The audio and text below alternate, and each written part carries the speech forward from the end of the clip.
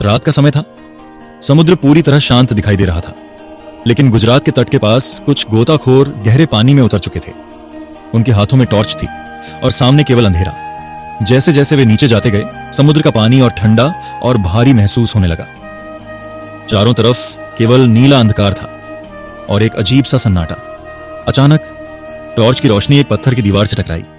पहले तो उन्हें लगा कि यह कोई साधारण चट्टान होगी, लेकिन जैसे जैसे रोशनी आगे बढ़ी, एक के बाद एक पत्थर की दीवारें दिखाई देने लगीं।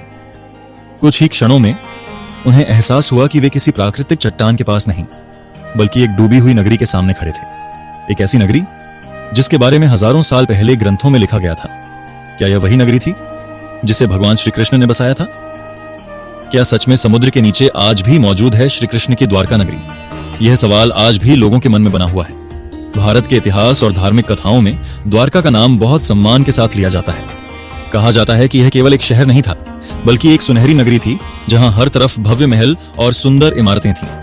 लेकिन इस भव्य नगरी के साथ एक ऐसा रहस्य जुड़ा है जिसने इतिहासकारों और वैज्ञानिकों दोनों को सोचने पर मजबूर कर दिया। क्योंकि कहा जाता है कि यह पूरी नगरी एक दिन अचानक समुद्र में समा गई थी, और यही कहानी द्वारका को भारत की सबसे रहस्यमयी नगरी बना देती है। अगर हम प्राचीन ग्रंथों की बात करें तो महाभारत और भागवत पुराण में द्वारका का विस्तार से वर्णन मिलता है। इन ग्रंथों के अनुसार भगवान श्री कृष्ण ने मथुरा छोड़कर समुद्र के किनारे एक नई नगरी बसाई थी जिसे द्वारका कहा गया। कहा जाता है कि मथुरा में लगातार युद्ध और आक्रमण होने लगे थे। विशेष रूप से जरासंध नाम का शक्तिशाली राजा बार बार मथुरा पर हमला कर रहा था।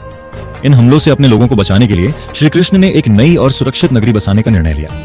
उन्होंने समुद्र के किनारे एक ऐसे स्थान को चुना जहां दुश्मनों के लिए पहुंचना आसान नहीं था। मान्यता है कि समुद्र देव ने स्वयं श्री कृष्ण को भूमि प्रदान की थी जिस पर द्वारका नगरी बनाई गई। यह नगरी इतनी भव्य और सुंदर बताई जाती है कि उसे स्वर्ण नगरी यानी सुनहरी नगरी कहा गया। कहा जाता है कि इस नगरी में सैकड़ों महल थे और हर महल की दीवारें चमकदार पत्थरों और धातुओं से बनी थीं। सड़कों को इस तरह बनाया गया था कि हर जगह व्यवस्था बनी रहे। बाजारों में व्यापार चलता रहता था और चारों ओर समृद्धि दिखाई देती थी। द्वारका केवल एक शहर नहीं था, बल्कि उस समय की सबसे उन्नत और सुरक्षित नगरी मानी जाती थी। कहा जाता है कि यहाँ चारों ओर मजबूत दीवारें बनाई गई थीं ताकि कोई भी दुश्मन आसानी से अंदर प्रवेश न कर सके। इस नगरी की सबसे खास बात यह थी कि यहाँ समुद्र और नगर के बीच एक अद्भुत संतुलन बनाया गया था। समुद्र के किनारे होने के बावजूद यह नगरी पूरी तरह सुरक्षित मानी जाती थी, और यही कारण था कि द्वारका को उस समय की सबसे सुरक्षित नगरी कहा जाता था। लेकिन हर महान नगरी की तरह द्वारका की कहानी भी हमेशा खुशहाल नहीं रही। समय के साथ साथ कई ऐसी घटनाएं हुई जिन्होंने इस भव्य नगरी का भविष्य बदल दिया। महाभारत के युद्ध के बाद धीरे धीरे द्वारका के आसपास की परिस्थितियां बदलने लगीं। कहा जाता है कि श्री कृष्ण के जीवन के अंतिम दिनों में द्वारका में कई अशुभ संकेत दिखाई देने लगे थे। कुछ ग्रंथों में उल्लेख मिलता है कि समुद्र का स्तर धीरे धीरे बढ़ने लगा था। लोगों ने कई बार समुद्र की लहरों को पहले से ज्यादा ऊंचा उठते हुए देखा, लेकिन उस समय शायद किसी को अंदाजा नहीं था कि आने वाले समय में क्या होने वाला है। क्योंकि द्वारका जैसी मजबूत और भव्य नगरी के बारे में यह सोचना भी मुश्किल था कि वह कभी समुद्र में समा सकती है। लेकिन इतिहास और कथाएं बताती हैं कि एक दिन ऐसा भी आया जब इस भव्य नगरी का अस्तित्व ही बदल गया। और यही वह मोड़ है जहां से द्वारका की कहानी एक साधारण इतिहास से निकलकर एक रहस्य में बदल जाती है।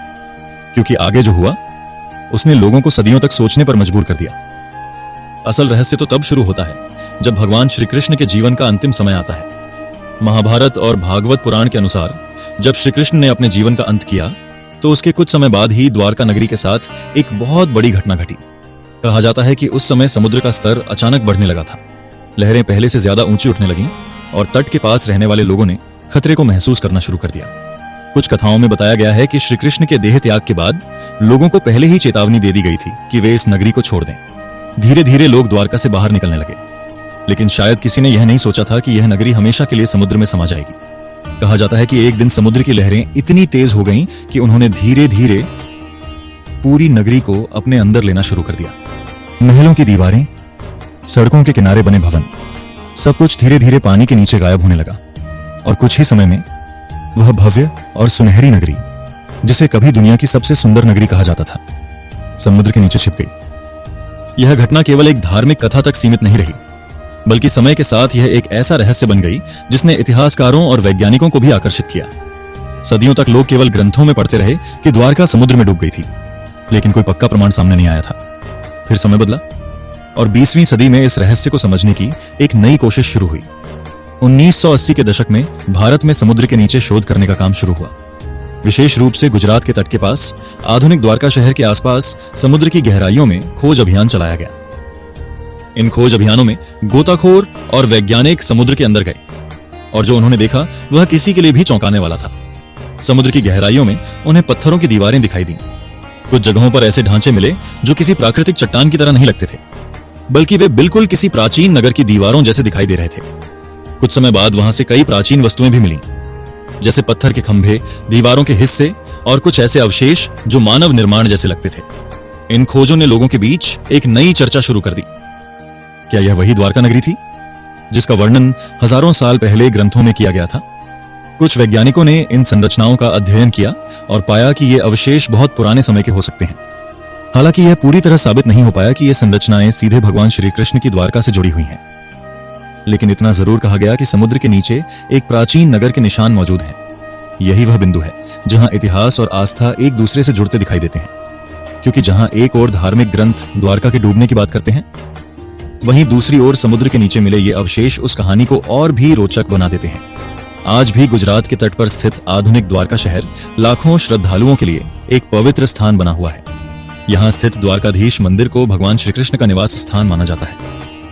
हर साल हजारों लोग यहाँ दर्शन के लिए आते हैं और समुद्र के किनारे खड़े होकर उस डूबी हुई नगरी की कल्पना करते हैं जो कभी यहाँ बसी हुई थी। कई लोगों के लिए यह केवल एक धार्मिक विश्वास है, लेकिन कुछ लोगों के लिए यह एक ऐतिहासिक रहस्य भी है, क्योंकि समुद्र के नीचे मिली संरचनाएं आज भी शोधकर्ताओं को सोचने पर मजबूर करती हैं। क्या वास्तव में हजारों साल पहले एक भव्य नगरी समुद्र में डूब गई थी, या यह केवल एक प्राचीन कथा का हिस्सा है? इस सवाल का जवाब आज भी पूरी तरह स्पष्ट नहीं है, लेकिन एक बात निश्चित है, द्वारका की कहानी केवल एक धार्मिक कथा नहीं, बल्कि एक ऐसा रहस्य है जिसने इतिहास, विज्ञान और आस्था तीनों को एक साथ जोड़ दिया है। जब कोई व्यक्ति आज द्वारका के समुद्र तट पर खड़ा होता है, तो उसे केवल लहरों की आवाज नहीं सुनाई देती, बल्कि वह उस इतिहास को महसूस करता है जो शायद समुद्र की गहराइयों में छिपा हुआ है। और शायद यही कारण है कि द्वारका को केवल एक शहर नहीं, बल्कि एक खोई हुई नगरी कहा जाता है। एक ऐसी नगरी जिसका नाम हजारों साल पहले लिखा गया और जिसके निशान आज भी समुद्र के नीचे मिलने की बातें कही जाती हैं। द्वारका हमें यह सिखाती है कि समय कितना भी बदल जाए, लेकिन इतिहास और आस्था की कहानियां कभी पूरी तरह खत्म नहीं होती, क्योंकि कुछ कहानियां केवल किताबों में नहीं, बल्कि प्रकृति के भीतर छिपी रहती हैं।